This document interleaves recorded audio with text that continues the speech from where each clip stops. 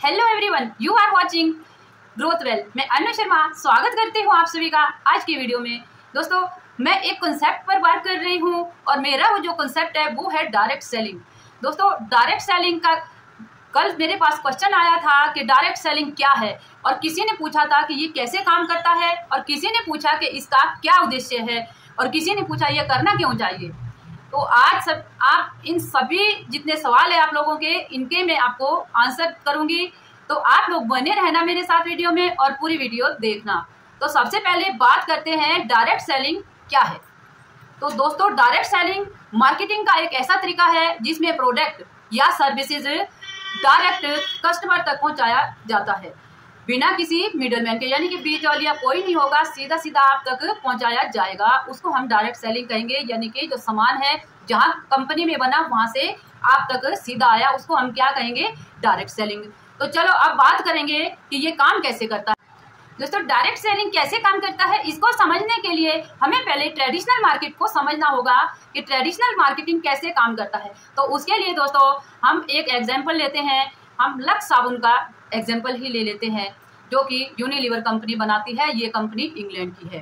तो मानो कि आपको लक्स साबुन खरीदना है, तो उसको खरीदने के लिए आप कहाँ जाओगे? ओब्वियसली आप पास के जो रिटेलर है आपके, यानी कि आपके आसपास जो दुकानदार है, आप उससे खरीदेंगे।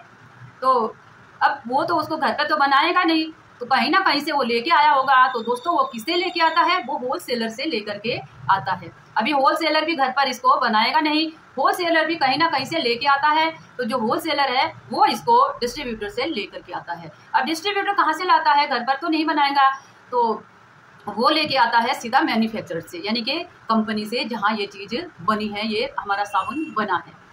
तो अब इतने सारे आपने देखा कि कहाँ से कहाँ सामान ये बना था अलग साबुन, और कहाँ हमने खरीदा। दोस्तों, हमें पता चलता है कि मार्केट में यूनिलीवर कंपनी का लक्स का साबुन आया है। लक्स का साबुन जो कि खूबसूरती का राज है। तो उसको खरीदने के लिए या उसका जो प्रोसेस है कैसे मैनेज करने के लिए एक टीम होती है, उसको सेल टीम बोलते हैं। ठीक है, तो बात करेंगे कि आपने उस लक्स साबुन को 10 रुपए में खरीदा रिटेलर से। अब जो रिटेलर यानी कि दुकानदार से, वो दुकानदार कहाँ से लाएगा? वो होलसेलर से लाएगा। अब जो होलसेलर है वो होलसेलर उसको देगा 8 रुपए में, तो खुद उसने 7 रुपए में खरीदा हुआ है। अब डिस्ट्रीब्यूटर ने उसको दिया 7 रुपए में, और खुद उसने कंपनी से यानी कि मैन्युफैक्चरर से उसने 6 रुपए में खरीदा।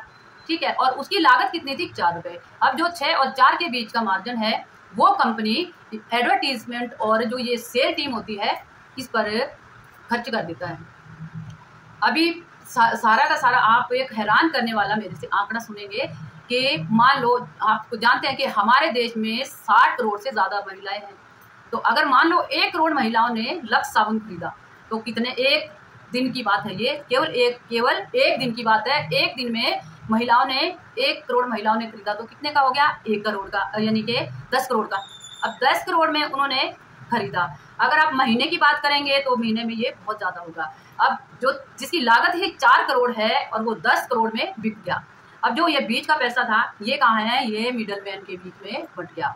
लेकिन डायरेक्ट सेलिंग एक ऐसा सिस्टम बना है जो ये बीच का पैसा है ये सीधा कस्टमर तक या सीधी सेवा आपकी तरफ आए, उसको ही हम डायरेक्ट सेलिंग के नाम से जानते हैं। दोस्तों, वो जो हजारों करोड़ों रुपए होता है वो उन लोगों में बांट दिया जाता है जो डायरेक्ट सेलिंग से जुड़ करके काम करते हैं, जो यहाँ डिस्ट्रीब्यूटर बनते हैं या कि जो यहाँ पर कस्टमर बनते हैं, उन लोगों में वो बांट दिया जाता है। अगर इसके उद्देश्य की बात करें तो जो डायरेक्ट सेलिंग है इसका उद्देश्य है अधिक से अधिक प्रोज्यूमर बनाना।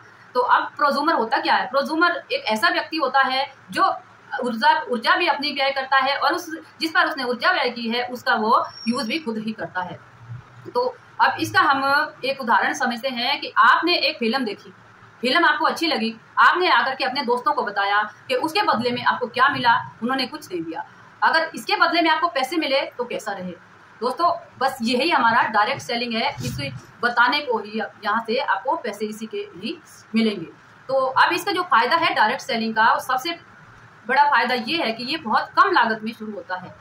आप देखते होंगे कि अगर आज एक चाय का ठेला भी लगाना होता है उसमें भी 20 से 25 हजार का खर्चा आ जाता है, और उसमें ग्रोथ धीरे धीरे होती है। लेकिन यहाँ डायरेक्ट सेलिंग में क्या होता है कि आप बहुत थोड़े से पैसे से शुरू करते हैं और आपकी जो ग्रोथ होती है वो मल्टीपल तरीके से यहाँ पर होती है। तो अब अगर हम बात करें दूसरे फायदे की, दूसरा इसमें जो आपका समय है, ठीक है, आपको समय की पाबंदी है नहीं है। यहाँ पर आप ट्रेडिशनल मार्केट यानी कि चाय का, मान लो आपने ठेला लगाया, तो चाय का ठेला भी आपको सुबह टाइम से लगाना होगा और डेली जाके जहाँ आप ठेला लगा रहे हैं वहाँ आपको डेली जाना होगा, टाइम से जाना होगा, और जो शाम को आने का टाइम है वो भी फिक्स है। लेकिन यहाँ पर क्या है, फ्लेक्सिबल आवर है, आप अपनी मर्जी से कर सकते हैं। आपको पूरा टाइम करना है, चाहे आपको थोड़े समय के लिए करना है, आप अपने हिसाब से इसको कर सकते हैं।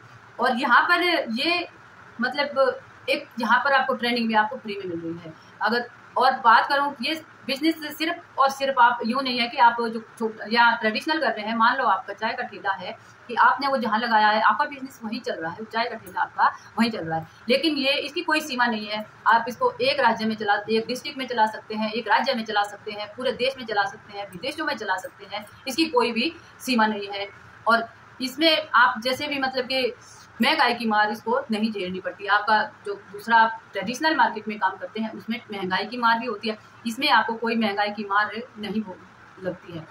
अगर अगले की बात करूं, अब जिस सरकारी नौकरी होती है उसमें आपके लिए फिक्स है कि आपकी सैलरी इतनी है। आपकी कोई प्राइवेट जॉब है उसमें भी फिक्स है कि आपकी जो जॉब है उसकी आपकी सैलरी इतनी है। और दूसरा उसमें एज की लिमिट होती है, आपको इस एज से इस एज तक के आप इस काम को कर सकते हैं।